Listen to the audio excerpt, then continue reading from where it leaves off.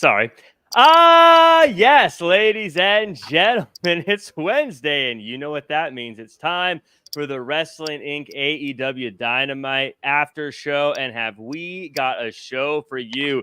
Daniel Garcia and MJF get personal. Mariah May defends her title, and Adam Page burned down a house. Before we get into all that, allow me to introduce the crew. I'm Jack Farmer, being joined by Edge, Adam Copeland, and Flobo Boyce. Flobo, how are you today? Well, I was doing great until I saw that Edge had a book that had a play on words. You know how much I love that. Day 5 in a row for Wrestling Inc., man. The Iron Man cometh. Yeah, I don't know why they don't have a deeper roster here at Wrestling Inc. Ow, right in the feelings. Well, we got a lot of folks who joined us every single day, and as always, we appreciate y'all. But behind that book is nerdy George Hermoza, always reading. You know, us jocks, we don't like the nerds reading. Yeah. Hi, guys. Hi. How's everyone? Oh, that's Jericho. Okay. How are you, George? I'm doing good. I woke up today, watched a little Draped in Gold earlier today. You know, had a nice little interaction with the hosts, and then started reading my book, and then I watched some Dynamite, and now I'm here. So all in all, it's been a fantastic day. Cool. I hear those folks over on Draped in Gold really have their heads screwed on tight, know what they're doing. Yeah. Yeah.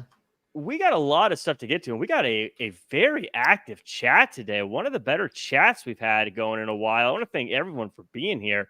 As always, we'll get to the shout-outs later. I make you wait for it. I don't give the shout-outs right away. But we got some news coming up here, and geez, so many people. We're not dancing. I don't know what Danny's talking about. Yeah, you got it. Because I got the Daniel Garcia. And George does the CEO. So Flobo, you got to do.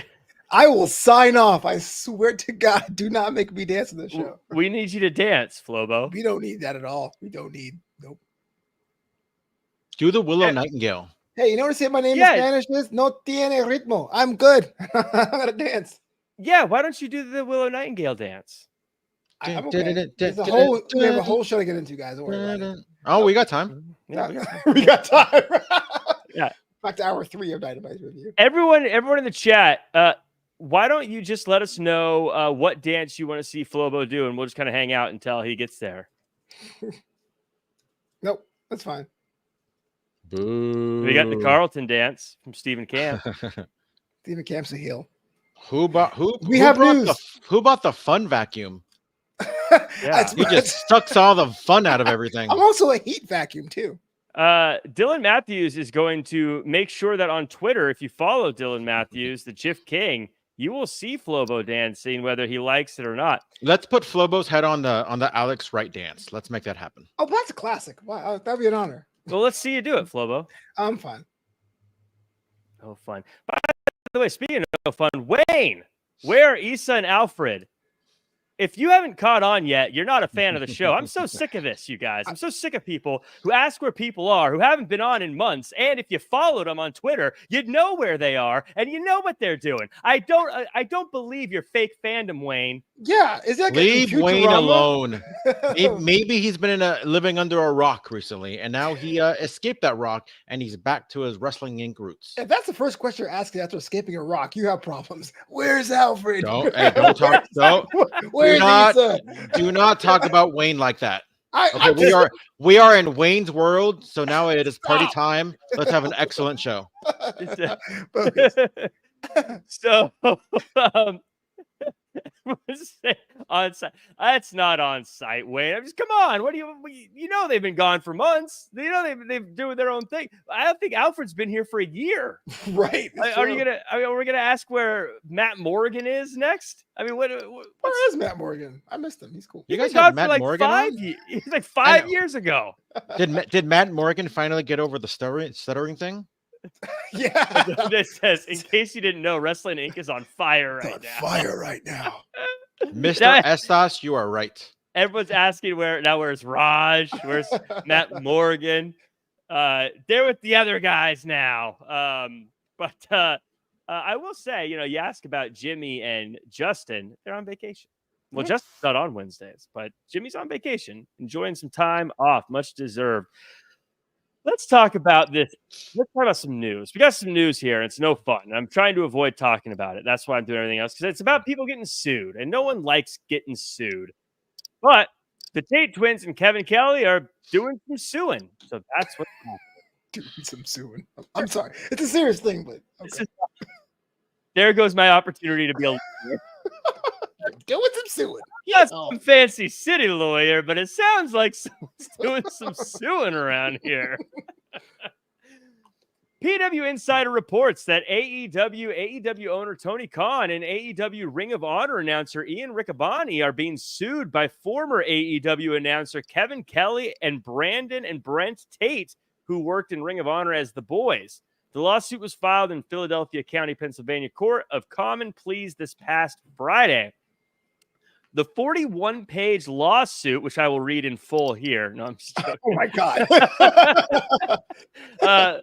Alleges that the Tates were defamed by Khan after they were released from AEW this past March, when Khan claimed publicly that the Tates no-showed events. The brothers disputed this at the time and have done so again, claiming they are owed travel money, royalties, and reimbursements, and suggest that Khan's remarks have led to them not working since leaving AEW, with promotions subsequently viewing them as untrustworthy. Meanwhile, Kelly alleges he was defamed by AEW and AEW's Riccaboni after the latter made comments on a Discord server regarding Kelly's support of the film The Sound of Freedom, with Riccaboni referring to the film as a QAnon movie. Kelly denies having any association with the QAnon movement and claims that he reached out to Riccaboni to resolve the matter, and Riccaboni never responded. Kelly further alleges AEW told him they disciplined Riccaboni, though never revealed how they did so, and states he subsequently suffered mental health and marital issues as a result. After not being booked for AEW Revolution this past March, AEW claims he reached out to AEW regarding treatment, as he had done earlier. He alleges he never got a response prior to being released from AEW in April. With the Tates, Kelly is also seeking money owed in royalties and reimbursement for travel. Both sides are seeking a class action lawsuit, stating they are misidentified as independent contractors. As of this writing, neither Khan, Riccaboni, or AEW have responded to the suit, and it appears that they have yet to be served. A case management hearing regarding the lawsuit is currently scheduled for November 15th. Lots of stuff. Flobo, I am not a lawyer, so I'm not going to get into whether or not there's merit to this or not. I don't know. I have no idea. But it does sort of show why WWE historically has always just said, we wish you the best of luck in your future endeavors. Right. Well, I wasn't paying attention, so can you repeat that? No, I totally was. Yeah. PW Insider report. I thought I was the only one. No, I totally understand, man. Like it is very messy. This one here does sound like there's multiple layers to it, and I know that a lot of times companies are pretty much are at the will of what people feel are damages, and those are kind of hard to ascertain on the surface. But you're absolutely right. That's why when you have a relationship in an at-will state, you just kind of say, peace out, and try to make it as clean as possible. Also, you want to have arbitration in those contracts so no one can sue you, but apparently that's not the case here. George, the thing that stands out the most to me, again, I'm not a lawyer. I don't know if they have they may be absolutely correct. They may be totally wrong. I don't know. But the thing that stands out to me, the biggest piece, was that it said at the end there, I know a lot of you were probably glazing over as I was getting through all that print there. And by the way, Wrestling Inc., I don't mean to throw you under the bus. You guys need to do some proofreading, because there are some errors in this that I had to fight through. Well, Jack's not going to be back next week. Who wrote it? Don't be talking about John Jordan like, okay, it was someone else. Cool. A lot of stuff in there I had to jump over to make sure it worked. But that said, the biggest thing is that I thought, hey, this is dragging a tire. There is not a bus I won't throw someone under to protect myself. That is so true. And you say it up front, but you would still do it. It's hilarious. But what I'm trying to say, George, is this part where they say they were misidentified as independent contractors. Now, I don't know. I don't know. The only thing I can think of is that means you're an employee. If they're suing to say they are an employee and they win, I feel like that could set a massive precedent for the entire wrestling industry going forward. Again, maybe I'm totally off. I'm not a legal person, but that to me seems like that could be the biggest piece of this whole thing. Also, too, like, what exactly are they asking for? They're filing suit, so clearly they're just looking for money. This is nothing that anybody's going to go to jail for. This is just seems like it's a purely monetary thing. Who knows? Depending on how much money they're suing for, Tony Khan's a billionaire. Maybe he just, you know what, this is gonna. I just want this to go away. Or if they can go the completely other route, where Tony Khan's a billionaire, so he can clearly pay people to make things stick around to the point where maybe they'll drop the suit. I doubt that Kevin Kelly or the Tate twins have money to kind of keep this going for months and months and years, because that can get pretty expensive with legal fees. But yeah, I'm mostly curious about maybe how much they're suing for. Maybe they just want back pay, or maybe possible like somebody mentioned, like severance on possibly, maybe there were promises that were being made. But yeah, I think honestly everything's a mess. There's so much he said, she said, or in this case he said situations where, like, what are we doing here? Because, like, yeah, good luck to everybody involved, to all the parties involved, and hopefully people get what they ask for. Yeah.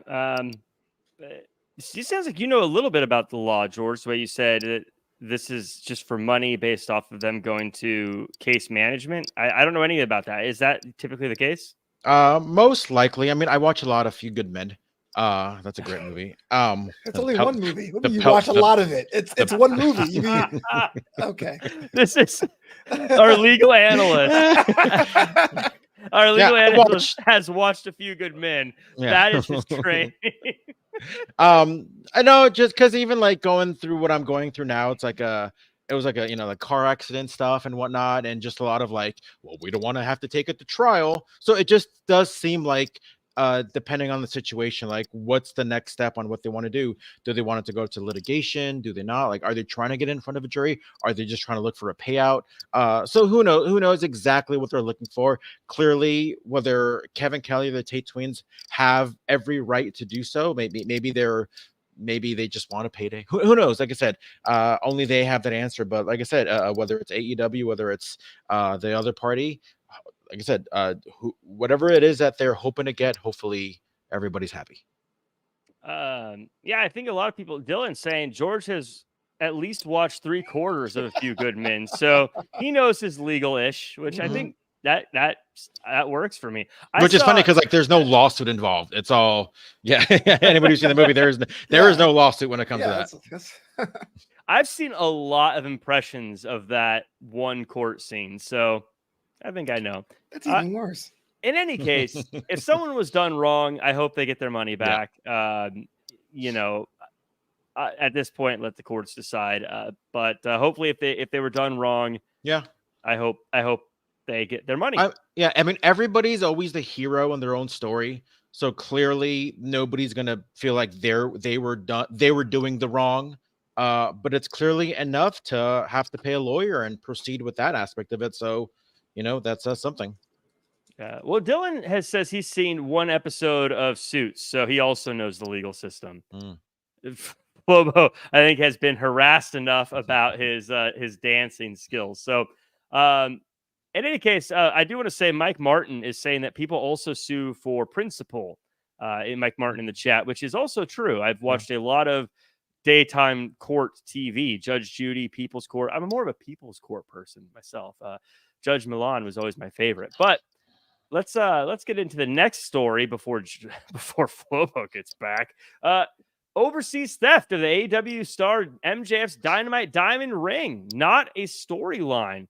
Speaking to the Brian and Vinny and Lisa show, Brian Alvarez stated that the ring vanished and was most likely stolen. The podcast noted that it happened in London, England. George, I would not want to have to go back to my boss and say, I lost a diamond ring. I really wish there was more context to this story, because it's like, oh, by the way, the diamond ring was lost. We don't know how. We don't know when. Because I'm really curious, like if you take a ring overseas, right? Like at what point is it not on your hand, or is it not in your pocket? So I'm curious, did it get stolen out of the hotel room? Did it get stolen out of the locker room? Did he leave it like at some British restaurant? I wish there was a little bit more context. Because other than that, like there's really not much I can speculate about. I mean, by all know, maybe it really was Daniel Garcia that sold it, pawned it for his to pay for his flight to the UK, which makes no sense because he lost it in the UK, which means he still had to pay for his flight to the UK. But you would think that wouldn't Tony Khan pay for his flight because he's an AEW star or whatever. But yeah, I really wish there was a little bit more to the story in terms of how or when did it happen. Yeah, Flobo, MJF's diamond ring went missing. Says it was stolen. This is, I kind of feel like I don't know why we found out about this. They added to the story. But I don't know. I would not want to tell my boss that they bought a giant diamond ring and I lost it. Oh yeah, I mean that's always kind of a sad email to write because I wouldn't go face to face. But yeah, it's kind of dangerous out there. You know what I mean? And in general, you know, we gotta make sure you have your valuables secured. Poor guy. Those UK streets are, you know. I try to avoid conflict, so I'd probably just quit my job. Oh wow! And then never mention it. Well, you know, I thought about that when Gunter lost the NXT UK title, and I was like, "You lost the title. He will never work in this town again," and he worked out okay. Well, Jericho too. Yeah. Jericho won. Now that I think about it, fun fact: Jericho 1, Jericho 2, EC3. That's how it goes. So yeah, hopefully whoever has it. You know what the bummer is though? It's kind of like whenever you steal very famous art, as you guys know, you can't sell it because everyone knows it's stolen. Like, what do you do? What do you do with this diamond ring if you stole it? Everyone knows, like, oh, that's the stolen diamond ring from AEW. Oh, there's places you can go. George? I'm not going to say it out loud. I'm not asking you. But I'll tell you who. I'll tell you where. Okay, thanks, man. George, Flobo's not in the Guild of International Jewel Thieves. We can't tell him this stuff. Or art thieves, apparently. Art thieves. Yeah, I dabble in the art more so than the jewelry. You don't get to hang from the ceiling with lasers everywhere and cut through little glass things like with art, like you do with jewels. Like what got stolen? Oh, something like my car got broken into like a few months ago, and they stole a bunch of frisbees. You know, just that's frisbees. It? Yeah, just the frisbees. Just frisbees. I mean, it was a backpack, so they were like probably intrigued by the backpack. But it just has frisbees inside. I'm like, what are you guys gonna do with frisbees? Throw them, I'd assume. Yeah, I mean, duh. What So, a stupid question. I mean, they're not your traditional frisbee. They're like for like disc golf. Oh, there you go. That's the reason. It's a high grade equipment, my friend. They're like $20 each. All right, I quit. How many? Like 6. That adds up. It adds up because I had to rebuy them. $120. I mean, hard times. But speaking of hard times, we are going to be covering AEW All Out this weekend. Myself and Emily May covering the big show. It's going to be a very fun show. So if you watch All Out, and even if you're All Out, or even if you don't watch All Out, tune in, watch us. We'll be chatting all about it. I worked with Emily May many times before. However, this will be our first time on Wrestling Inc. Let's see if the chemistry's still there. You got to tune in to find out. We're going to be giving our predictions on All Out at the end of this very episode. Make sure we are. Okay. I wasn't informed. Why are you shocked? Can I be shocked in the show? It was email. It was in the email. What email? The email that you... Oh, my Jesus Christ. You mean the one with the legal dossier that I totally ignored that Jack was reading off of? That email? This is why you're booked on every show. Because you don't What is he doing here? You don't see the note that says you're not booked. Right. You're like the guy from Office Space that just keeps showing up. So... yeah, that's happening this weekend. Now let's talk about this show. As always, thank you to everyone who is with us in the chat. Danny Cochran, Blue Chew, Stephen Camp, Rick Plott, Fernando. Did I say Dylan already? We got Sherrod. We've got Ben Espinosa. We got Peter P. We got Joe C. There's too many of you guys. Come on. Mike Martin and Wayne, I'm going to give a shout out to. Wayne, I'm so glad you're here. Didn't mean to snap on you earlier. But everyone, yes, please like, comment, share, subscribe, 5-star review on Apple with a little comment while you're there as well. Say, I really enjoyed listening to Jack Farmer, Flobo Boyce, and George Hermoza on the AEW podcast. It was very fun. Yes. It's going to be verbatim that. I'm going to say yes. Yes. It's going to end with yes. Yes. Yes, period. Not even an emphatic yes, just yes. Yes. AEW Dynamite went down today it was Chicago, yeah? Milwaukee. Milwaukee. An hour and a half north. If you guess where a AEW show is, if you say Chicago, I think you've got like a 35% chance you're right. Yeah. So Dylan Matthews says, Jack putting Flobo's name over, not last, is a vast improvement. It's probably in the email. This week, you have to. Daniel Garcia says that he doesn't want to wait for All Out, but MJF says he doesn't want to ruin their All Out match by beating him up now. Garcia calls MJF fake, including his love for AEW. Eventually, Daniel Garcia fights through MJF's security, but gets hit in the head with a bottle before he can get his hands on MJF. George, I loved this segment. I loved the put downs. I loved the promos. I loved the emotion. I loved the action, the fight sequence, getting there. I love this. I thought this was a fantastic opener.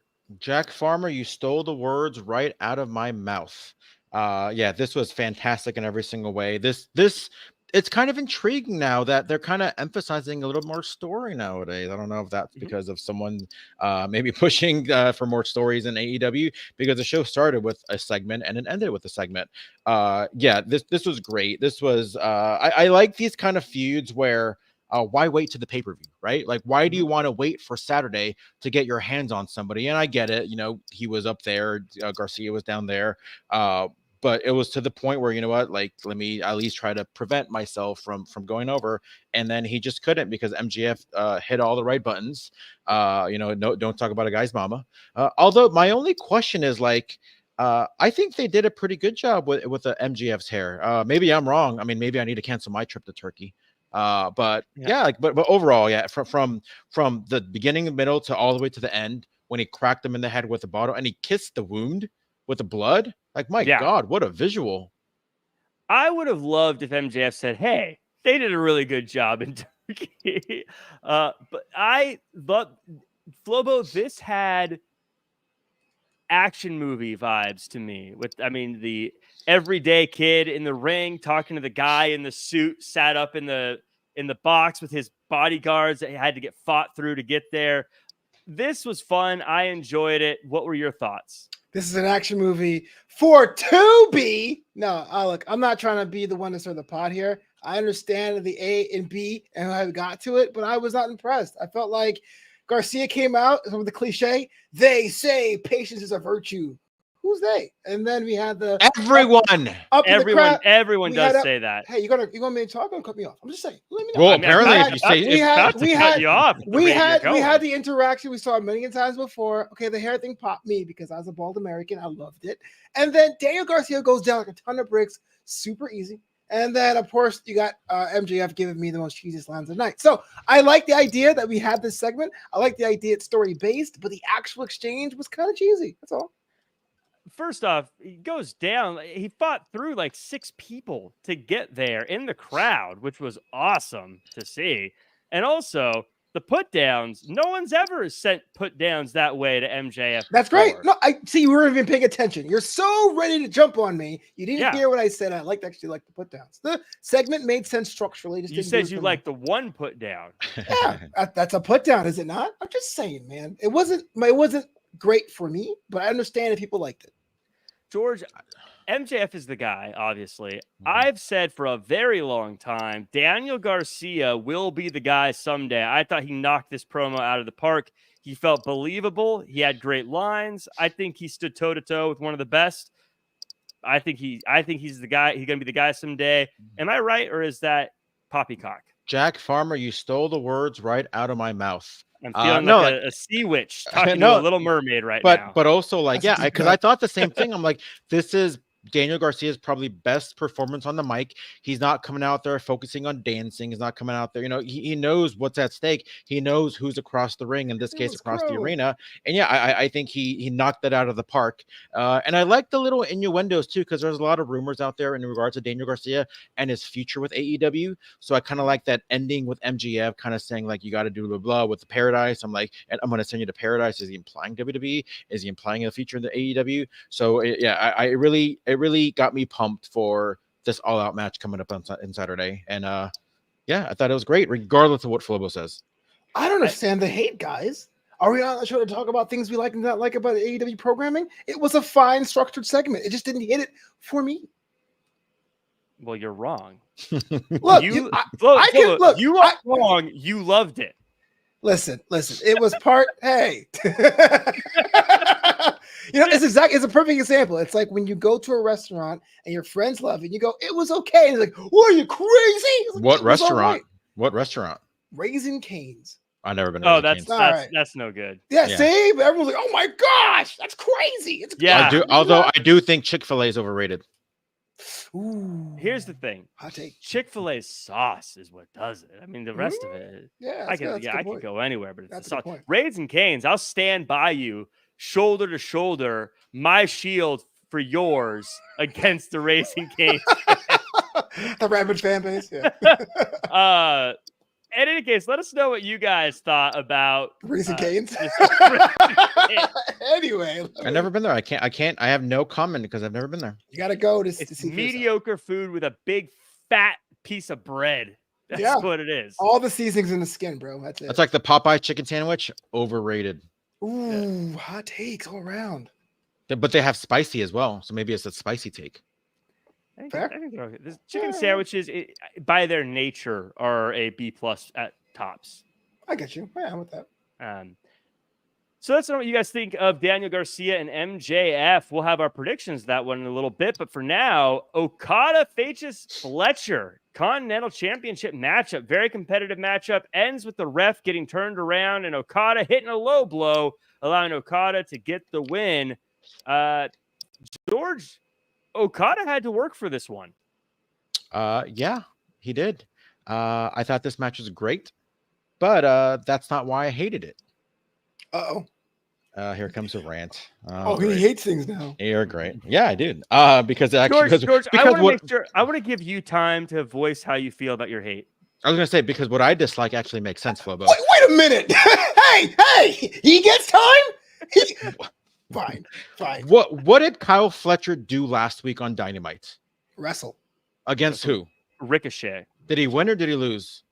I think he lost. So why are we giving him a title match against Okada? I said it last week and I say it again. What are we doing with Kyle Fletcher? Like, he's in there getting title shots. He's getting these big time matches up. Where is Ricochet to begin with? But like, what are we doing here with Kyle Fletcher? That guy, and I said it last week and I'll say it again, he is a kayfabe loser. He keeps losing all these big matches. Oh, great. He beat Ishii on Saturday. Great. What did he do against all his other matches? Oh, yeah, he lost. This was a great match. With that said, I love the finish. I love the Okada at the end of the day. He's still a heel, but I despise at the fact that we keep seeing this with Kyle Fletcher. You know, I'm doing a lot of like SummerSlam rewatches, right? Trying to do something big, but like on the early days of SummerSlam, we would see like Coco Beware versus the Big Boss Man. We would see the Red Rooster versus Mr. Perfect. Yeah, on like Superstars of Wrestling Challenge, Coco Beware would win, right? So he's not a jobber, but on these big time matches, he ain't beating Big Boss Man. Red Rooster ain't beating Mr. Perfect. Kyle Fletcher to me is equivalent to Coco Beware Red Rooster, where they're going to win all the matches that he needs to win. By the way, I don't know why I just thought of two birds, but he's going to win all the matches that he needs to win. But yeah, with these big time matches, like, what are we doing? Why are we giving him title matches when he just lost last week against Ricochet? Can I ask you a question, George? Honest question. Who is the number 2 contender for the Continental Championship? Why is this even a question? We all know the championship means absolutely nothing. So why do you care about it? Yeah. Why are you crabby? It's of all the title championship rankings, that one is almost a novelty belt. So who are we supposed to give? So who are we supposed to give title shots to then? Even more so than the AEW championship. So to me, I totally took this match as Okada saying, "Beat me, you win this." Not necessarily you get to be champion. So I'm fine with. And then you had him against Cesaro like a week ago, and there's no follow or 2 weeks ago. So the bald guy. You guys have the same haircut, but like he went to time limit draw with Okada, and there's no follow-up. There's no like, hey, I was this close to winning. Now I want to try again. Or nothing like that. It's just like, oh, yeah, let's just forget about that. Oh, we're going to have Kyle Fletcher lose last week, and now we're going to have him in a title match this week. Like, at least have some kind of something, some kind of consistency when it comes to who these title contenders are.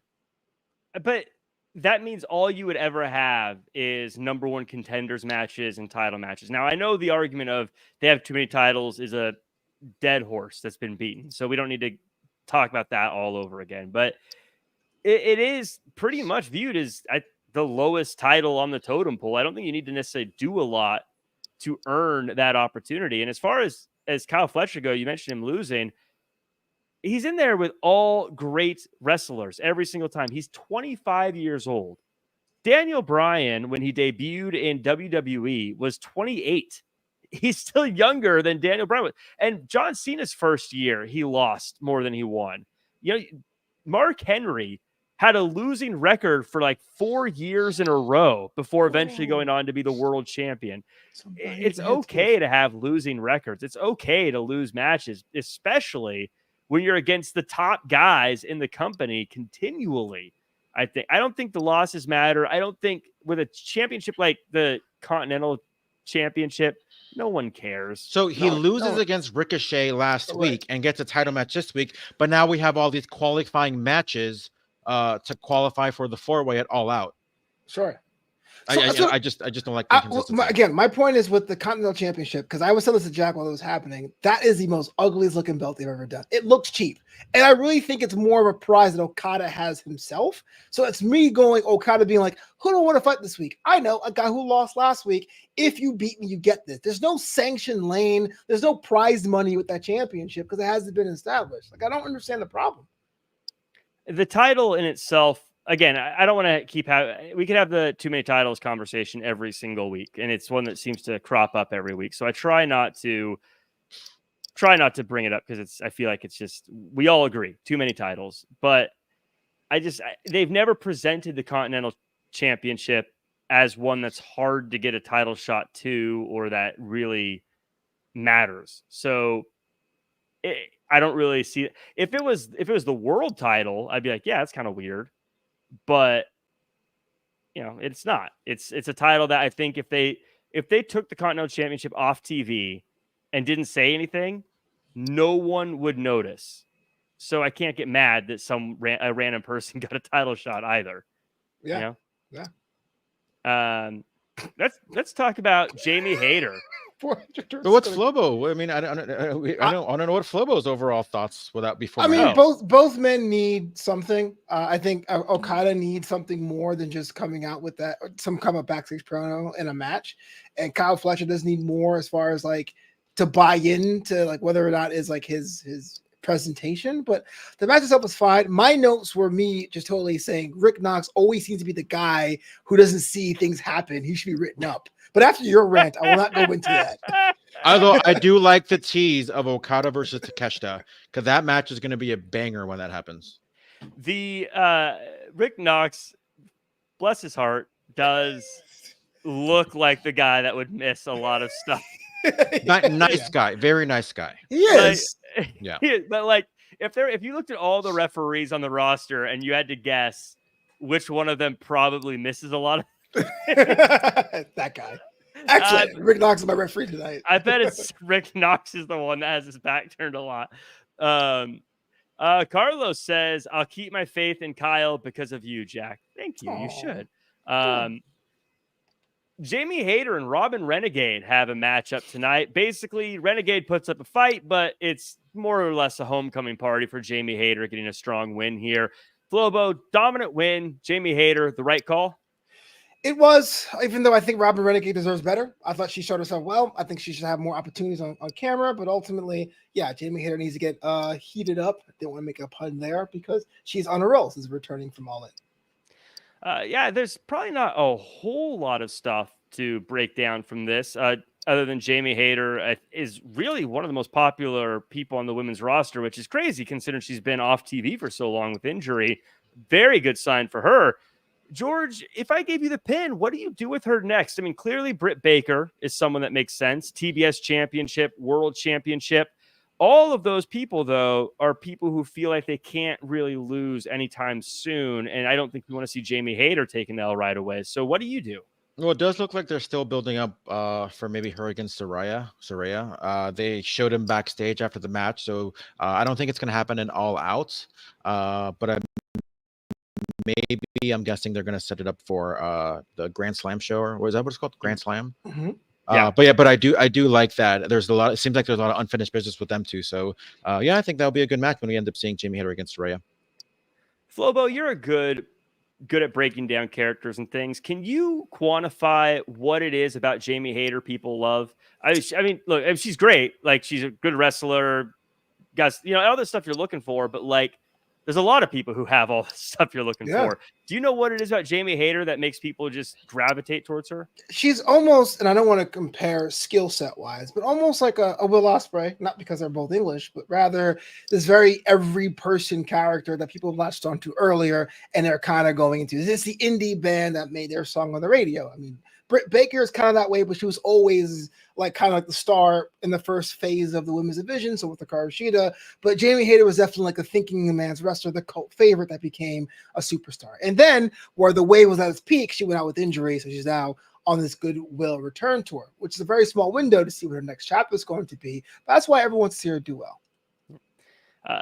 John Moxley and Marina Shafir show up. They beat up more security on the way in. Mox tells Jack Perry that he's a sweet kid. Moxley gets in the ring and talks about how great Darby Allin is and says he just wants to talk. Flobo, what's happening here? What are we looking for? Here's what I like. I like John Moxley in his new chapter. I like the fact he's getting away from the BCC. I like Marina Shafir in a whole new role because people hate on Marina Shafir for a long time. I'm a fan of the problem. What I don't like is that you have so much good talent in AEW, 200 bodies and counting, and everyone only wants to dance with Darby. Is he the most prettiest girl at the ball? Like, this guy he's kind of cute. He's a but what I'm saying is everyone wants to pick a fight with this guy, and I understand because he's kind of a nut job, but John Moxley, there's many different ways to unleash havoc than going after Darby. Yeah, I love this group. I kind of love the mystery of what are they doing, what are they talking about, and I even love that it doesn't seem like there's issues with the Elite between them yet, which makes me wonder, well, what are their plans? What is going on here? But yeah, this feels like a recruiting thing that's going to go wrong. Like, he's going to want Darby Allin to join him in some way, and Darby's going to say no. And I feel like that's kind of it feels like a redo of the Blackpool Combat Club in some ways. So I hope it's different than that, but we'll have to see. George, what are your thoughts? Do you love this? Do you like that Moxie's wearing white shirts now? I'm liking it for now. Like you said, I like the mystery aspect because it's been 2 weeks now where I'm just like, what the hell is he talking about? Like, why does he want to talk to Darby? So I like that mystery. And I thought it was a little interesting when he went up to Jack Perry because Jack Perry is facing Bryan Danielson this upcoming Saturday. And it kind of made sense on maybe why Moxley didn't come out maybe to save the BCC at the end of the show or toward the end of the show. So I feel like there's a lot of like questions that need to be answered, but I like that they're not just giving us all the answers right now. I like that it looks like it's going to drag on. We're not going to force Moxley into a match this Saturday just because there's a match or just because there's a pay-per-view. So I like that there's this kind of slow burn when it comes to whatever we're seeing with Moxley. We got a comment from Manny Ken. This is a different kind of pivot here, but Jack, I'm so happy you're here.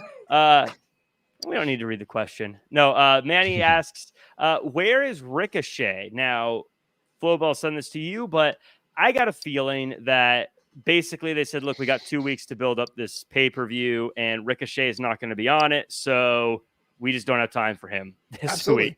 is Don't what take happened. it personally. I mean, a lot of things going on. We'll get to a lot of the bigger things today, and it's not a big problem if you don't see Ricochet for a week. Yeah. George, do you agree, or do you think they should have found a way to get Ricochet on? I mean, I did question myself during the show. I'm like, man, did they forget that Ricochet's on the roster? But they got another hour on Friday, or they got 3 hours on Friday, actually. So wouldn't be surprised if we see him on Collision. But like you said, there's a pay-per-view they need to build. They're building forward towards Saturday. There's no need to kind of put him in a spot where it's not going to mean anything in the long run. Just wait till next week.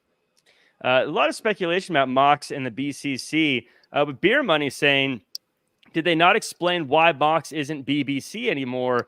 Why not have a quick segment? Well, I think that's part of the story, is what's going on with him. What's so funny? Ooh. Come on, everybody. Are you laughing at the news network? Yeah, totally. That's what it is. Yep. The BBC. Yep. So Julie, pause. Hey, to be fair, we're 12 years old, guys. We're not right. I like that Blue Chew saying, it's obviously the British Broadcast Corporation. Obviously, Blue Chew. So we have a couple of segments here that some promos we'll just kind of run through. The Learning Tree says that they're going to have a match with Brian Keith and Orange Cassidy on Collision. Roderick Strong says he wants his rematch with Hook, and Deonna Purrazzo has some words as well. George, any takeaways from these promos? Whenever there's a Learning Tree segment, there is always a takeaway. And the takeaway is Brian Keith is so like, you better pay him his $7,000. But even like, him talking his smack to Orange, and then Orange just kind of popping up like, oh, hey, oh yeah, that's fine. And then like, I'll give you your 7,000. What I would have loved, and I think this would have been so brilliant, is, Orange Cassidy walks away, and then Brian Keith is like, oh, I'm going to be, this Friday on Rampage or Collision, and just Orange Cassidy just coming back like, all right, whatever. And he just walks back out of the frame. I think that would have been great. But just, yeah, it wasn't much, but I dug it. I'm actually going to give the Learning Tree in that segment its props. They didn't have to take up TV time out inside the ring. They kind of kept it short and sweet in the back. I think you still need to keep Hook away from a microphone. And then Deonna, I like the way they are rebuilding Deonna. Flobo, do you agree with George across the board? More or less. I think it's spicy take. You better agree with me. See, Brian Keith is so cool, man. Because you asked me that. I was like, at the time when I was like, oh man, Jericho's lame, but Brian Keith is just amazing. Just this outlaw who's more like a guy who like polices manners. It's the most adorable thing. I liked it. I like the fact that they're having the match again. It's kind of weird that the jacket was kind of one of the weakest angles of that story, and they're bringing that part back. Like, I really want my jacket money 3 years later without interest. It's also kind of weird. But yeah, look, we're going into All Out. We get the filler matches done, and it's a reason to tune in if you want to see that fun stuff. So I'm fine with it. Do you think, Flobo, to double back on the jacket thing, do you think it's cool when companies go back that far to bring back history, or is it kind of like, yeah, man, that was 4 years ago. Like, we don't care. I think it does reward long-term fans, so it's fine. It's on the B show, but like if that was going to be like an all-out match, like remember 4 years ago, my jacket, I'm like, bro, like come on, get over it. Yeah. Was it Jericho and Kane that had the coffee spill that they got had a match with? Yeah, be like, remember 4 years ago you spilled coffee on me? Yeah. Like, okay, so when Kofi became champion, they brought back the Randy Orton thing. Like that was kind of fun because I was like, oh yeah, you're watching that. No, that was stupid. Stupid. That was stupid. But yeah, a jacket seems very like, hey, you're Jericho, man. You wear different jackets every week. Why do you care? Because it was $7,000. He was also the further world champion for how many days? And you get that championship money. Speaking of champions, the Glamour, Mariah May defended the women's championship against Nyla Rose. Flobo, which is a disrespectful reaction now. Disrespectful? Disrespectful? You left the screen. This was not disrespectful. You went off the frame. And this time it wasn't Chrome's fault. It wasn't Chrome's. I have too much respect. This is why I'm upset. But continue. Different kind of match for Mariah May than we've seen before. She's outsized here. Mariah May does eventually get the win. George, before Flobo throws a giant wet towel all over our party, Tell me what you thought about this one. I thought it was great. I was really impressed by Mariah May and her character.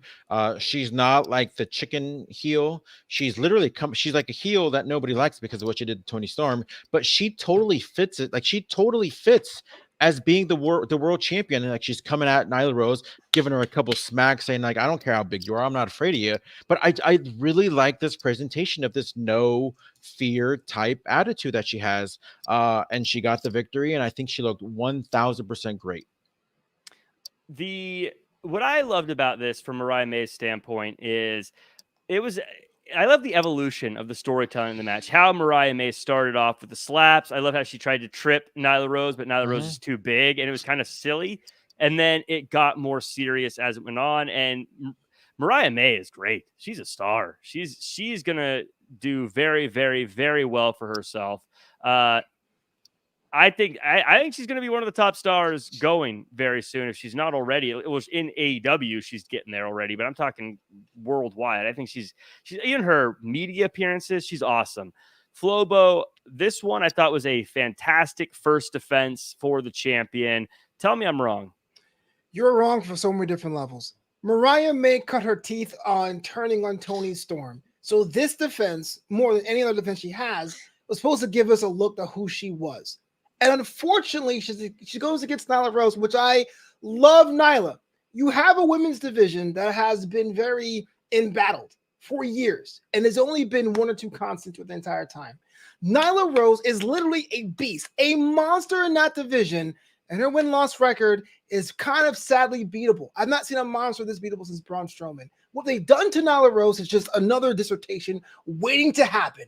This should have been a test for a first-time champion. This should have been a test. Can you slay someone who was a second ever women's champion? But we have no faith in Nyla Rose to AEW's credit discredit because they never presented her as a threat. And because of that, when Mariah May struggled against Nyla, I go, is she supposed to be dominant? Is she a star? This is right here is the problem I have, because it should have been, oh my gosh, can Mariah May do this? Or if she's going to get a win over her by doing something scandalous, it should be scandalous, but she just beat her straight up. No one looks better for it. Nobody looks better for it. Isn't it more impressive that she beat the second ever women's champion? It's the way it was done, because you had a talent that could have been a star, could have been seen as that beast still, but that aura is long gone. And then Mariah still had to struggle to beat her. Nobody looked stronger for it. Nobody. I agree with you on the Nyla Rose could be a bigger star in AEW. I agree with that completely. But beating people just because they're win-loss record, like Kane for years famously never won the big one, and he was always treated as a monster when he was introduced or came out. Okay. There's always those characters in wrestling. So Mariah May is a snake, but then today she's going to be the underdog because against a beast that's already beatable. That's like, what am I supposed to believe the kind of heel Mariah May is? It's not just in a box. You have to be this one or that one. So how can I say it's a fantastic match if I don't know what the stakes are or who to root for? If I'm not invested, then, championship. But if I'm not invested, what the stakes are. If I'm not invested into either person in the ring, despite the championship is there, because I don't know the motivation besides the title, then who is actually coming out the winner here? Mariah May is the motivation. She's the star that just became the women's champion. That's the motivation. No, those are the stakes. She won the championship belt. She's defending it. We already agreed on that.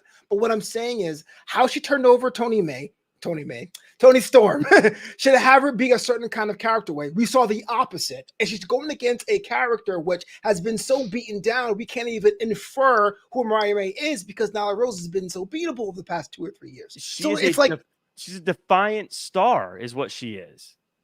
A defiant star. What does that even mean? Yes, she's someone who is defiant against anyone who wants to say she's not a star, who wants to try to dim her light. And she is that, still similar to Tony Storm, that TV quality star. You saw the way she was laying in the ring at the end like an old-time Hollywood player. That's what she is. Now, Nyla Rose, I'll give it to you. Yeah, she's kind of a heavy that gets brought in to have matches, but that's what Mariah May is.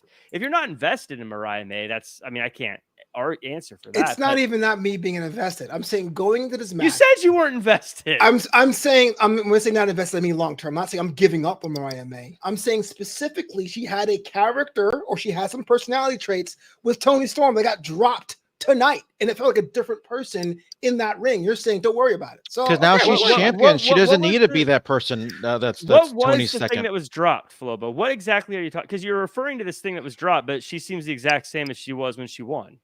You're telling me that when she beat Toni Storm, she did it because she found a way to be loved by Toni Storm, and she manipulated Toni to trusting her, right? And then she found a way to, I don't know, use the heel tactics or whatever to become champion. Is that true or not? True or not? She manipulated Toni Storm. She manipulated Toni Storm, became champion. Is that true or not? She beat her straight up. She beat her in a match. Yeah. Okay. So I'm thinking, and she slapped her mother. Yeah, she did. This person's a snake. This person is conniving, right?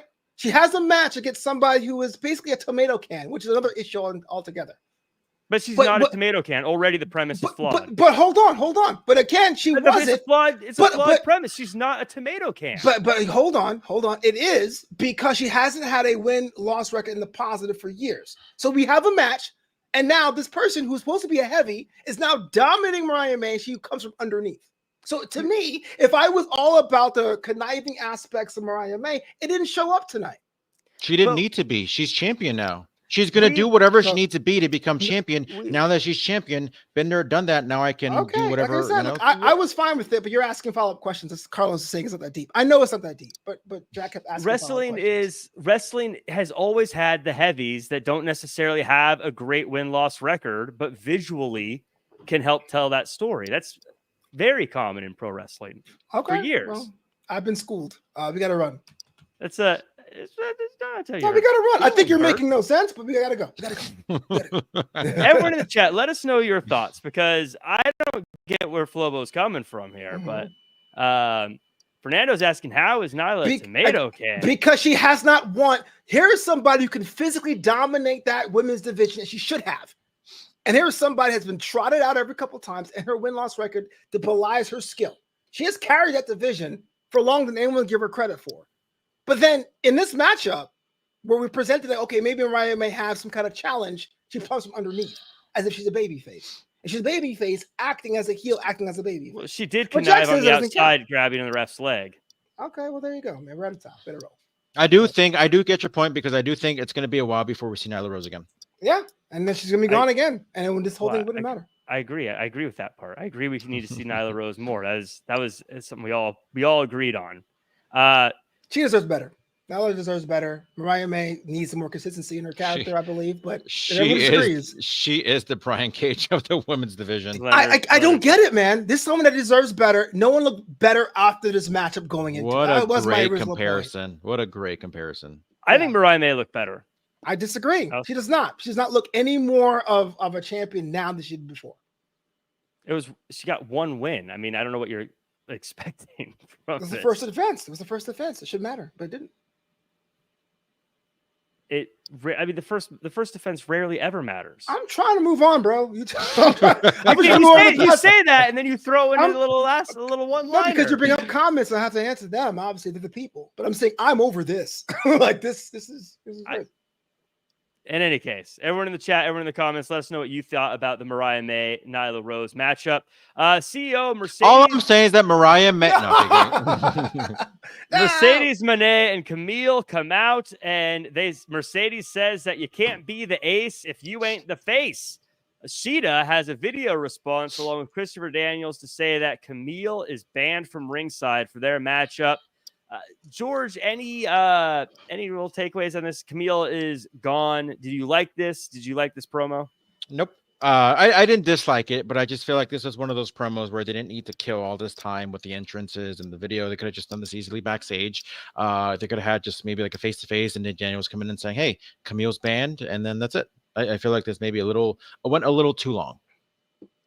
Yeah, Flobo, it feels to me the removing of Camille is their way of trying to say now Shida has a chance because Camille's not on the outside, but I also feel like Camille is what makes this match interesting, and I still don't believe Hikaru Shida is going to win this matchup. So I also don't believe Camille's going to be banned. She's going to show up anyway.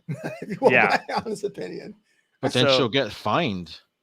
Okay, she's the CEO. That's the one person who doesn't matter that she can almost dance. I almost danced. But you got to do the Nana. Oh, yeah, do the Nana. That's the easy one. I'm fine. I don't dance. But you got to do that over the head part. I'm cool. And then that.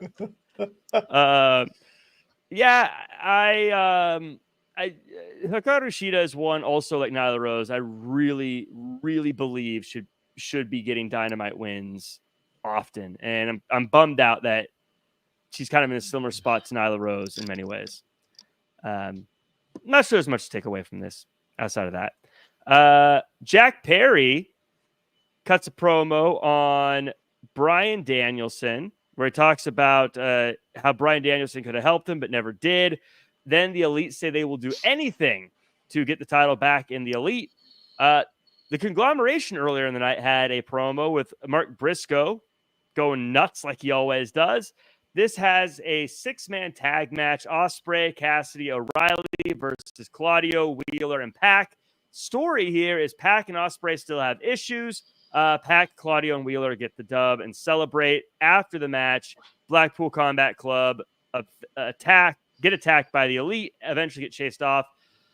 Claudio and Wheeler challenge the Bucks for the tag team championships. I went into this show thinking, it's only going to be six matches on All Out, and suddenly it's 8.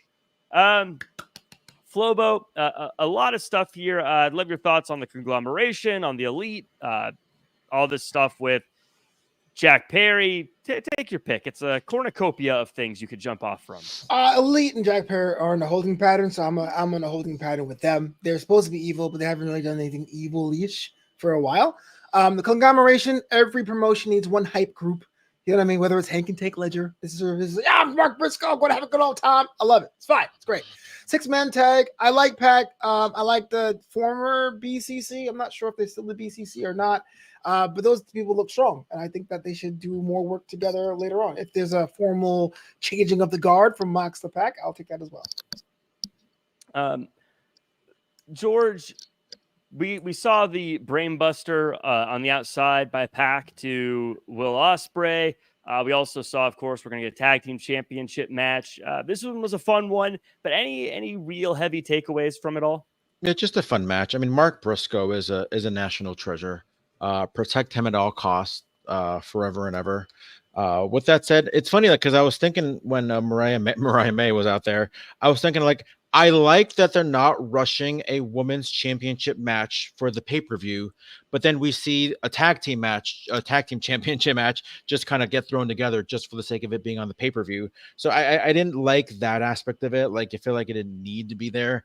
That's easily like a Dynamite match or something like that. Like, I get it. You want the Young Bucks on every pay-per-view, but I feel like that was one takeaway. But overall, I thought it was a fun match. At first, I thought it was like a little random to have this tag team match, the 6-man to close out the show, or to have the last match of the show.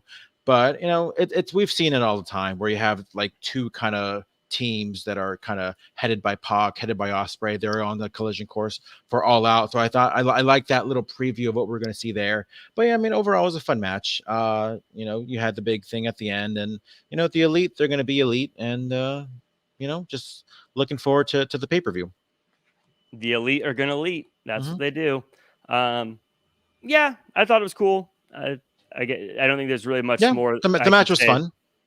I think the only real thoughts I can give are basically just reiterating what happened. Like, and this happened. If anything, the takeaway, just because it was a little predictable, was like, okay, well, now I know that this match is happening now, which means they're going to close out the show with the big segment. And then I think we all kind of saw the foreshadowing of the last segment when we saw the Twitter video about Swerve in the house.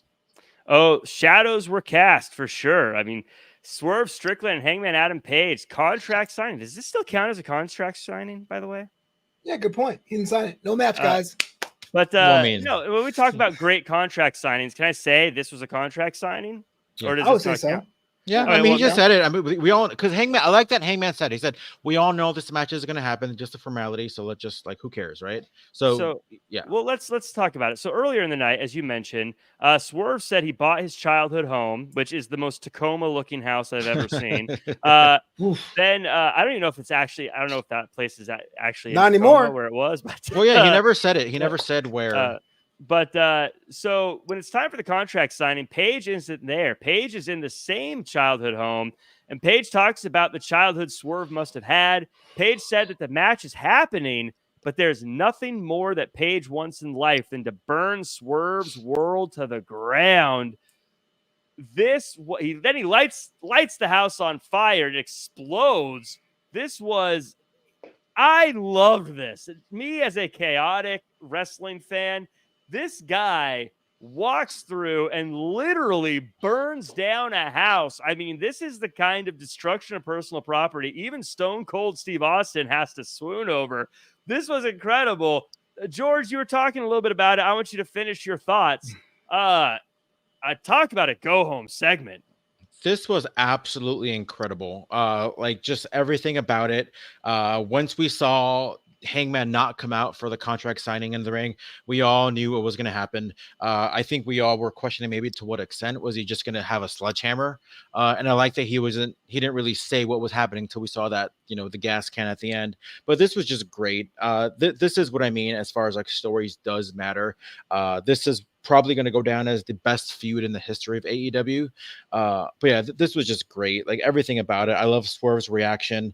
And it kind of like the fact that even like it looked like he was going to leave the ring, but it's like, where are you going to go? Like, you're not going to make it in time. Like, Hangman, just everything about it, like Hangman and his justification behind it. Yeah. This was just a home run by all accounts. Maybe even a grand slam. Like, this was just fantastic. Beer Money says Swerve posted a pic of the fire on X 10 minutes after the segment saying he's dead. Going to X that soon after your house just burned down? ? Love the segment though. Come on. I do. Lights burning down. Like, oh no, my God, what a day. But yeah, Flobo, this was I first off, I gotta give credit to Adam Page because that fire was like right on his arm for a little bit there, but he still held his spot because he knew you don't get a second take, man. You gotta make this one work. I can only imagine the stress of that situation doing that. But Flobo, how did you feel about this? I loved it. I'm gonna fight you to say bad I had one nitpick, but I won't say it. But yeah, other than that, because the whole I don't want to be negative. Everything else was great. It was one of the best. It's one of the best things of all time. It was good go home show. Boo, he hates it. All right, well, I will tell you this because we're friends here, but I don't want to be the negative guy in the show. But it's supposed to be Swerve's home that he grew up in, and he bought it. And he's watching it crumble, and he's like emotional, and it's like a very sad thing. And like this giant all-out graphic just it envelopes the screen this Saturday. I'm like, what the hell's going on? I can't see it. It was huge. Like, what? Why? Tony Khan still has a pay-per-view to promote. But look, you can tell us that later. If you're a promoter, you were a promoter, you would have done the same thing. If you were a promoter, you know what you say? You know what you say when you see that house burn down? Ka-ching. Yeah. Ka-ching. It's a skippable ad on YouTube. Like, what's going on? I can't skip it. Sucked. But other than that, it was great. It was great. That is such a funny. It's like I try that. Oh my God, my childhood. You're putting a graphic up right now. Like, whatever. Anyway, this week in Chicago, it's like, what the hell? Oh. Okay. My Lord, but it was good otherwise. That was. I'm glad you shared that nitpick. That's a funny nitpick. Oh my goodness, I did not see that coming. I thought you were gonna say like, how come Swerve is just standing in the ring while this is happening? I was gonna say, well, it's a show. You got to make it look like a show. You got to say that. But no, you're right. The big graphic. It was like. Which I was watching as I guess too much as a fan. Like, yeah, you're selling the show, but then you brought a very good point. Like, I'd be if I was Swerve, I'd be like, Tony, yeah, what the hell, man? Anyway, like, he'll be fine. My house is burning down. He'll be fine. He'll be fine. It's like Excalibur's like, stay tuned to watch Ready Player One right after this. My house. Oh my god. So weird. Oh man, that's so funny. Oh man. I don't even know how to transition. Well, I'm looking forward to the pay-per-view. Yeah. Besides I that. loved it. I loved it. I love this show. Let's get into the predictions. I'm going to confess something. I forgot we were doing predictions, so I went a little long there. Sorry, guys. But we are doing predictions now. Oh, God. So we're doing predictions, all-out predictions. Everyone keep track. And, again, we'll be covering this show on Saturday. Sunday? Saturday. Yes, Saturday. Me and Emily May. But we're going to do our predictions first. Flobo, you get first prediction. Oh. Continental title. We don't know who the three other people are going to be, and I didn't write down all the contenders, so I'm going to say this is the prediction. Do you predict Okada or the Field? Oof. It has to be Okada. It has to be. If Okada loses that championship, then it doesn't make any sense of him having it in the first place. Yeah, that's a good point. I don't think he's defended it enough at this point. Like, if he loses it, then it's going to feel very like, what was the point of that at all? So I go Okada wins, and we probably get like a Takeshita rematch down the road. George, your thought? Yeah, I think it's going to be Takeshita against Beast Mortos, and the winner of that moves on, and then Cassidy against Brian Keith. But either way, I do think it's going to be Okada that's going to retain. I know they're going to have the Continental Classic tournament once again this year, so I think it's going to lead up to that with Okada maybe at some point going to the finals and maybe losing the belt in the finals of that Classic. Oh, yeah, so just put the title on the line in the Classic. Yeah. I don't think we need to keep this as a championship. Wow. Hot take. I think we can. I mean, too many titles aside, I think we can just make this like a Royal Rumble. Like, oh, you won that. You're the 2024 Continental Classic champion. Or give him like a trophy or something, or like a medal. Yeah, something. The women's tag medals, one of those. Danny Cochran, I got to give you a shout out. I forgot to give the disclaimer. Jack's hair and picks are never wrong. There are some asterisks there, but you're right. Never been wrong. Stop the show to put yourself over. I can't I'm not trying. I am. We move on. Tag team championship match. Claudio and Wheeler versus the Young Bucks. I'm going Young Bucks here because Claudio and Wheeler they're the trios champions, and they just randomly got the shot. I don't buy it. I think Young Bucks are winning. George, your thoughts? Yeah, like I said, this is just a match that was just put together just last minute. I don't see the Bucks losing in a match like this that just were just like thrown together just randomly. Yeah, imagine surviving FTR getting put down by Wheeler Yuta. You're probably retired at that point if you're a Young Buck. You heard it here first. It's going to be a career match, folks. Whoa! So next up, we got the CMLL World Women's Championship Chicago Street Fight. Willow Nightingale versus Chris Statlander. George, this is a rivalry that has been going back and forth for a very long time. Who wins this chapter? Considering that Willow won their first match, Chris won their second match, and Willow won that match at All In, I feel like Chris Statlander is going to win this one and become the new CMLL Women's Champion. Flobo. I'm with George, but man, I feel like the story's been going on forever, huh? I say it's not been not long enough. Really? I just think it needed more TV time. Fair. Yeah. I think okay, you're right. It is kind of spread over months, but the actual progression's been pretty slow. I'd like to see more story to it. It feels more like they just keep getting in each other's business than story. But that said, I'm going Willow Nightingale. It's a CMLL championship. It's not changing hands on a different show. Small anyway. Next up is MJF versus Daniel Garcia. This one is a who's Flobo? You got this one first. Yeah, MJF versus Daniel Garcia. We had a segment that we all across the board agreed was fantastic to start the show. Flobo didn't like it. Flobo didn't like it. We did not. It's called revisionist history. Okay. Yeah, loved it. Flobo, what'd you think? Traditional old school rule says that Daniel Garcia gets the win. Hopefully he does. I'm a big MJF hater. So Garcia. I want Daniel Garcia to win also. I know a lot of people are going to get upset that MJF will have lost twice in a row, but I think a Daniel Garcia win here does a lot of good, and MJF can talk himself back to a top spot in a week. George, what do you think? I think I'd be very upset if MJF loses twice in a row. So I'm gonna go with MJF. I think this is gonna be one of those matches where, even in a loss, Daniel Garcia is gonna get over without going over. We got our Jimmy Corderas of the evening. We got our next matchup. But I said I miss Jimmy, but I misspelt it. I messed Jimmy, and George gave me a hard time on the Twitter comments or on the YouTube comments. Yeah, by the way, we interact with the YouTube comments, so say a few things there. We like to say what's up.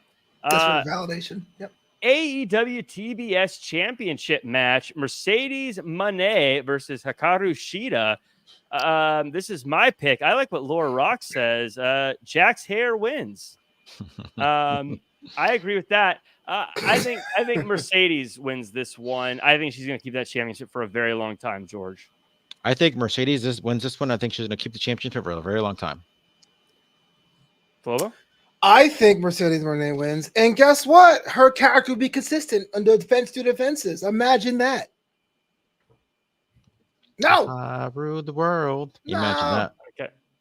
Next, we got the AEW International Championship match: Will Ospreay versus Pac. George, this one goes to you. I don't see Will Ospreay losing right after he won it 2 weeks ago. So I do feel like this is going to be Ospreay's victory going over Pac. It's unfortunate for Pac because that guy needs a win. It feels like he's been losing the big ones for a while in his career, but I don't think it happens this weekend. Ospreay retains. Loses the big ones. He's currently a champion. That does not count. You know what I mean, who's not? Ospreay has 2 losses. Ooh, snap. Ospreay. No, that's about Pac. Pac. Ospreay, I think, is going to win too. Otherwise, it's like every time that championship is defended, it changes hands. So Ospreay is going to keep it for some time.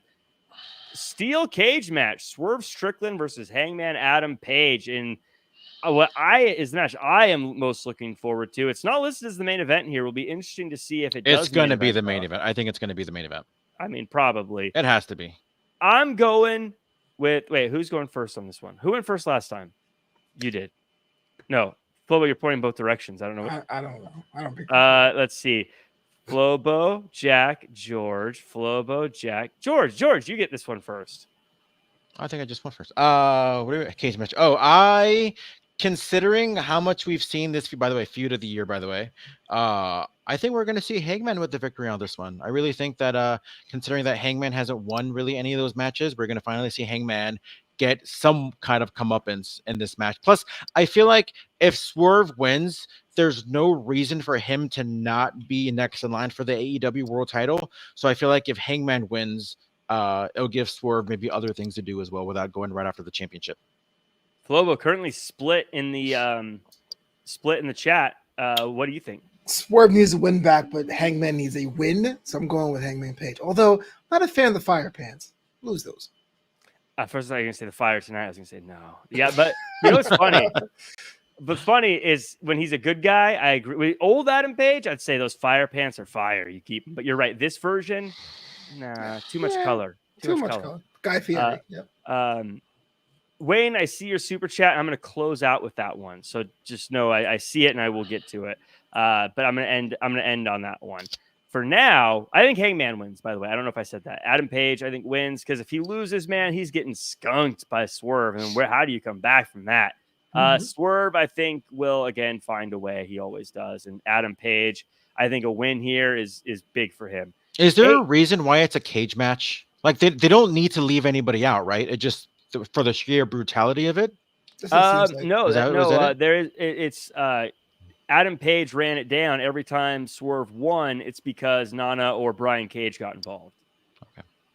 Okay. So there was a bit of some people got involved. Plus, you know, I get the old wrestling way of thinking, but sometimes a cage match is fun just to have a cage match. They need to bring back the old school, like the big blue cage. Yeah, you can see inside of those. Now we're on to something. I hate fences. You're like, what's going on? You and your old school way of thinking are absolutely right. Who doesn't like the big blue steel cage? Absolutely. You know why they got rid of it, right? Someone got stuck in there once? Well, because the last time they used it was St. Valentine's Day Massacre with Vince. And Vince was like, man, this cage hurts. Like, you guys have to wrestle in this? And then after that, he changed it to the fancy thing. I heard the ring got a little a little looser once they started wrestling too. Yeah. It's like, ow. If it was me, it'd be a trampoline. Slam ball. Like slam around and jump in the air. So the main event, or what this is listed as the main event, AEW World Championship match, Bryan Danielson versus Jack Perry. Flobo, explain to me how Jack Perry ends the American Dragon's career. He doesn't. Are you kidding me? Jack Perry, as much as he is, I do think he's on a incredible run, but Danielson has to win. He's fighting for AEW. He's fighting for all the fans out there who love pure classic wrestling. Bryan Danielson wins this one. I think he's going to hold it for a little bit, but I do love when I lose, the career's over. Like, it just adds so much to this title reign already. George, explain to me how Jack Perry is going to win this one. So what's going to happen is the Elite's going to interfere, and then BCC is going to fight him off, and then Moxley's going to come in and pretty much turn on Danielson, and therefore we see Jack Perry win by disqualification. Therefore, the title doesn't change hands. It's not going to be the main event. No, Danielson's going to win. Yeah. Okay. Disqualification. How often does that happen on pay-per-views? Hot take. Where? I believe that when we talk about winners and losers and we make predictions, when it comes to title matches, it's who leaves with the title, essentially. So I always feel like if I say Bryan Danielson's going to win, but then he loses by DQ, I feel like Bryan Danielson still won. He kept the title. I feel like that counts. Like that is a very big asterisk to get yourself out of a prediction. I think if he leaves the championship, he's still kind of got his win, I think. So although if they end up if Jack Perry ends up winning and Darby Allin's next in line, we're gonna see Jack versus Darby, and then that's where Darby can beat Jack Perry and get his revenge for the world title. Well, let's talk about it a little bit. Wayne, who has a great question for us here at the Super Chat. Thank you so much, Wayne. Says, who are the surprises for All Out? I'll go with Omega or Cole. George, you kind of predicted your end there. Do you want to add a surprise maybe that could happen here? I'm going to predict a surprise that I was absolutely wrong about for All In, but I'm going to carry it over for All Out, and that is Bobby Lashley.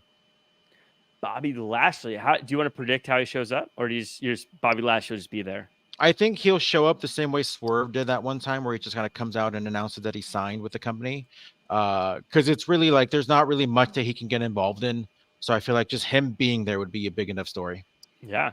Flobo, what about you? Wait, George, with or without MVP? With. Ooh, that's fun. Wouldn't it be great if John Moxley's like, we're the new Blackpool Combat Club, and we're unstoppable. And then Bobby Lashley comes in and just wrecks him. Oh, no. Brings his own podium. Well, I had Adam Cole because Adam Cole still has that receipt, but I wonder if that's going to be used there or not. What receipt? Remember the time he was like, "Oh man, we're back. I don't like you." And then he got destroyed by MJF. Yeah. Yeah, that could be that could be how Daniel Garcia gets a win too. So does Adam Cole come back as a babyface? I think the return automatically makes you a babyface. Again? Because he did that like a year ago. Where he came back as a babyface and then he turned heel when he was a devil. I think people don't like the devil. I think that's a bigger thing. The devil thing was so out of I won't say out of character, but out of sorts for him that him being because he was hurt. But why would Adam?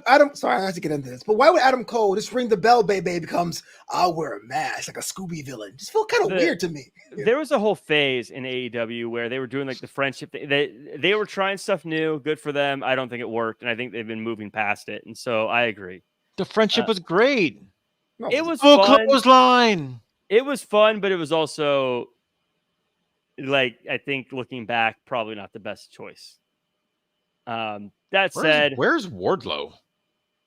Why do people ask that every week? Because I don't know where he is. Next you're gonna be like, where's Matt Morgan? Where's Issa?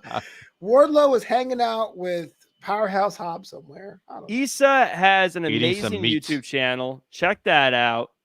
Matt Morgan I wasn't even here when Matt Morgan was here, and I've been here for 1,000 years. Okay. I'm waiting to get rid of this cursed monkey paw so I can move on and go to the afterlife. That's where'd you even get it? Flea market in Wrestling Inc. Plateau. There is no plateau. I was swimming in the Wrestling Inc. fjord, and I found it. Okay, where in the world is this? With a mountain, a desert, a compound, a fjord. It's a beautiful place. That sounds like it's awesome. I think, a lot of people are saying this, but I'm just going to go Shane O'Mac. I think Shane McMahon might make the debut. Here comes the money. Oh, I would hate that. Here comes the money. Why would you hate it? Well, because you think about what AEW needs, and they need a McMahon. Does not fit any of those boxes. If Shane McMahon's part of the company backstage and he's doing his thing, great. But him coming out and doing what's he gonna do? Like become GM? What's he gonna do on camera? He's gonna have a stable? Like I don't see how that could be agreement. I think if he somehow, I don't know. See, it's like it's a cool idea, but I don't know. Here's the thing, because every time I think about something like what he could do, it'd be a heel thing, a bad guy thing, and I would want, and it'd have to be the biggest bad guy thing in the company if it was Shane McMahon. But anytime I think about the biggest bad guy thing in the company, I think that should be Christian. Everything, any big idea that is for a bad guy, I think that should be Christian. Christian should be the person who, if they're like, oh, well, what if he comes in as a GM role or takes over the company? Christian should take over the company. Mm-hmm. Christian should do he's so good. He is such a great villain. He is the worst. He should be the guy. He should absolutely be the guy taking over everything. And to retire Brandon Danielson. I know. I agree. I'm on the same page. Yeah. I think George's on the same page too. I think Christian should be the one that ends Bryan Danielson's career and says he's doing it for his kids so they can have a father in their life. Whoa, that's evil. But that does it for us. Let's wrap this up. Way to end. Well, that does it for us. This Saturday is going to be. Your career is over and your kids will never love you. Saturday. Flobo, where can we find you online and any overall thoughts of the show? Show was pretty solid despite my nitpicks. I do think Nyla Rose deserves better. You can follow me on that X at Flobo Boyce. I have a blog. It's called justasandwich.com. And every Wednesday, for now, Jack and I get together and talk about NXT on a show called Draped in Gold. Learn more at drapedingold.com. And George Hermoza, how about yourself? I thought the show was pretty okay. Obviously, I had my criticisms, but it's not so much about the matches itself. It's more so about just maybe the presentations of some people. I thought Mariah May was fantastic. But with that said, you can follow me at G Hermoza, GHERMOZA. You can follow my YouTube channel, thewrestlingchatter.com or the Wrestling Chatter on YouTube, and you're going to get some cool, great content coming up very soon. Got some interviews scheduled for later this week, so I'm excited can't wait to share that with you guys. Very cool stuff coming to Wrestling Chatter very soon. George Hermoza, when you spell your last name, it almost sounds like a nursery rhyme kind of ending. HERMOZA. Yeah, it's good. So a lot of good stuff there. I want to shout out to Maria saying AEW hired Jack. Well, I would love to get a phone call from old TK. In fact, why don't you just tweet him out and tag me, tag him, tag the world. Say, Jack, I do commentary. I do ring announce. I do it for real. I'm not just some podcaster. But I do it for real. So you can follow me at Real Jack Farmer across all social media where I'm begging for engagement there too. You can also check me out on the Wrestling Chatter and on Draped in Gold with these two fellas, as well as Wrestling Inc. this Saturday covering All Out. It's going to be a doozy of a show. I loved Dynamite. I love it. People's house is burning down in Tacoma. Just reminds me of home. That does it for us. Make sure to follow at Wrestling Inc. And we will see you guys on Friday for the After SmackDown show.